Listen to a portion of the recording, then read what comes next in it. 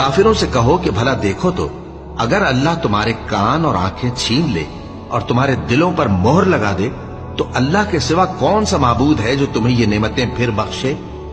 देखो हम किस किस तरह अपनी आयतें बयान करते हैं, फिर भी ये लोग रूगर्दानी किए जाती हैं। कहो कि भला बताओ तो, अगर तुम पर अल्लाह का अजाब बेखबरी में या खबर आने के बाद आए तो क्या जालिम लोगों के सिवा कोई और भी हलाक होगा।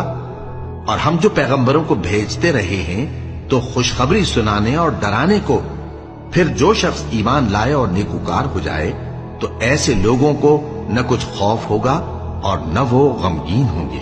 और जिन्होंने हमारी आयतों को झुटलाया उनकी नाफरमानियों के सबब उन्हें अजाब पहुंचेगा। कह दो कि मैं तुमसे ये नहीं कहता कि मेरे पास अल्लाह ताला के खजाने हैं, और न ये कि मैं गैब जानता हूं, और न तुमसे ये कहता हूं कि मैं फरिश्ता हूं। मैं तो सिर्फ उस हुक्म पर चलता हूं